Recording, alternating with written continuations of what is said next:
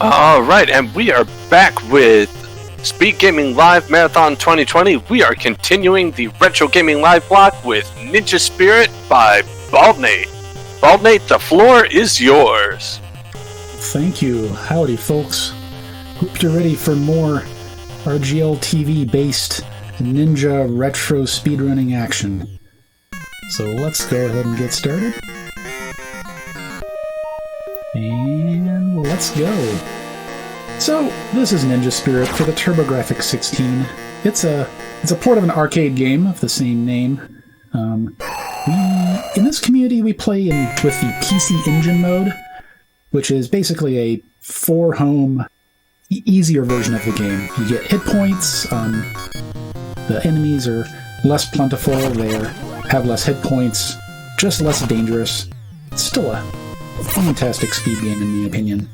So we're off to a brisk start.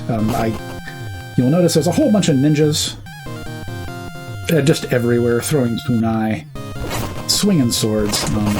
But there were two orange ninjas in particular that I killed to get power-ups, and ideally those will be the only power-ups I get in the game. I could get more, but it would cause lag in later stages, so if everything goes well, I'm just going to truck along with what I've got.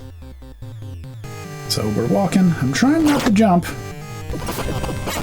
because if you have the option to just walk, walking is faster than jumping. But if you have to attack, then don't do it while you're on the ground.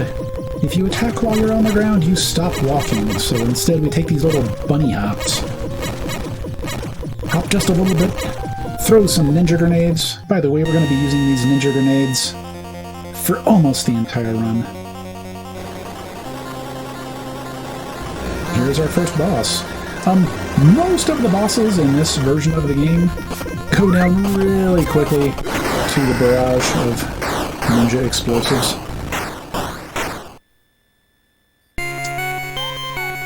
And we're out of stage 1.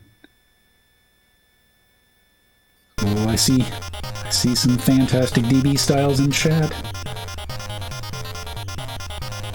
Thank you for that, folks. I hope you're having a great day today, and hope you're enjoying this Speed Gaming Live Marathon. So this stage, the irony, stage 2 is easier than stage 1. There's a whole lot of hold right on this stage, and just try not to jump much. We got the fire shield. The fire shield might surprise you. It does not actually protect you. It deals damage, but it does not actually guard you from damage unless it happens to destroy whatever's about to attack you. But in this particular circumstance, it helps us avoid a bunch of jumps. And just like that, we're at the end of stage 2. So there's an axe ogre. You're not going to see him long, because we're going to pepper him with explosives, and that's it. We're just going to jump up here off the screen. Why not?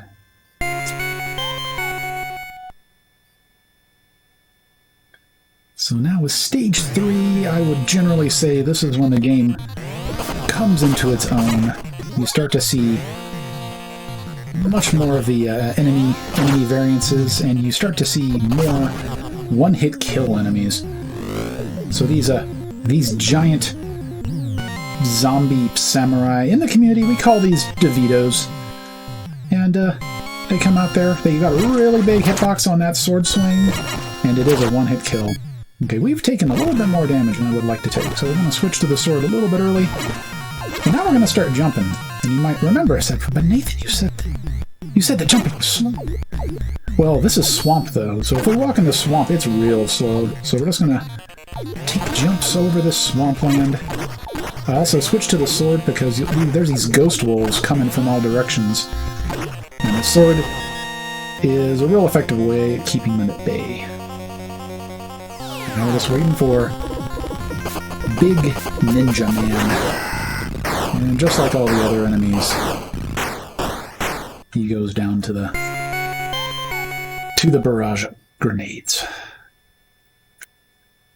Now into the temple complex, and this is the only stage that you're going to see these ninjas with chain sickles, the Kusarigama ninja. This is an interesting point to call out. You see me use 2 weapons. I have 4 weapons at my disposal at all times. The sword, these ninja bombs, shuriken, and a Kusarigama of my own. Just general, all those other weapons just aren't as good. The sword's main claim to fame is that, well, 1, it hits all around. It has a pretty wide hitbox, and 2, it parries.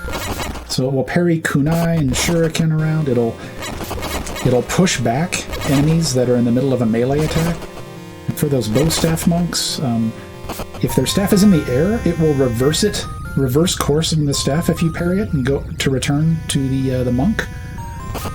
Or if the monk is swinging it, it'll just push the monk backwards. So now, look, don't worry about it. We aren't going to get crushed by that, but we are going to avoid getting crushed by these rocks. The immortal enemy of the ninja. Magic rocks. We did a pretty good job of killing them quickly. So now, the one and only stage that doesn't go side to side. This stage goes up and down. So we're going to be climbing these rocks as quickly as possible. You can save time by cutting all of your jumps really, really short, but that is also really unsafe, because if you miss, you fall, and your air control in this game is real weird. So yeah, missing a single jump costs a ton of time. And there they were. It was the ninja clan of the 9 Winds, aka the Kite Ninja. We dispatched them with our grenades again.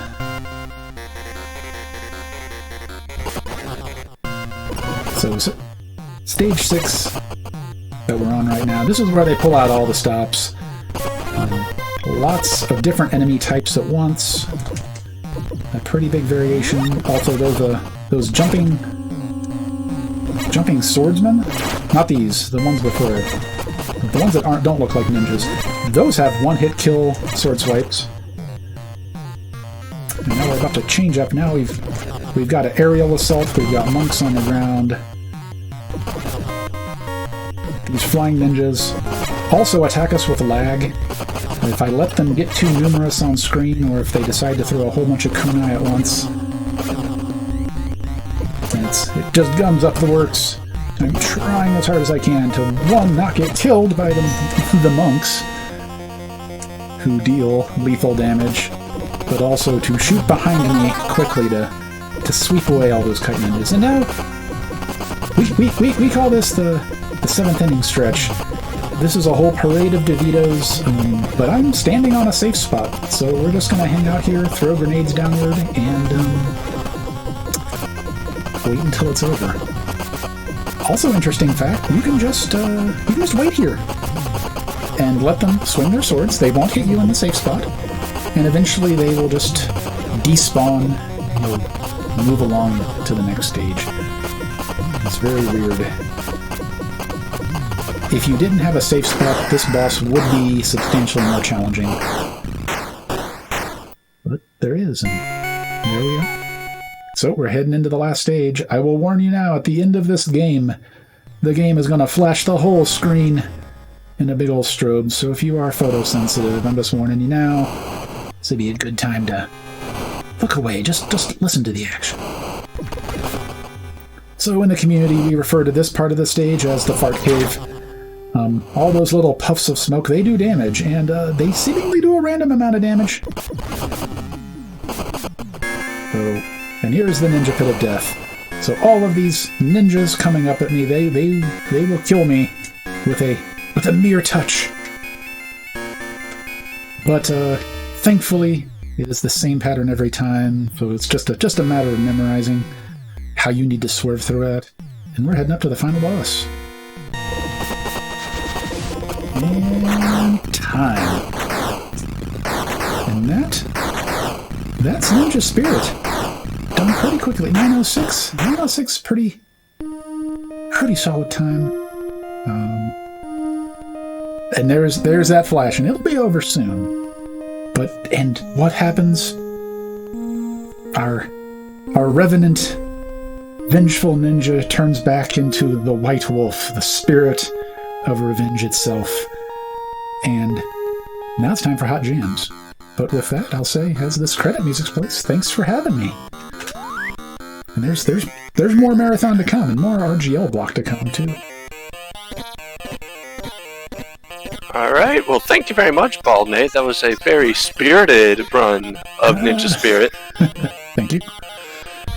Alright, coming up next is going to be Pac-Land by Glitchwitch to continue our Retro Gaming Live block. So give us just a few moments to get set up, and we will be right back.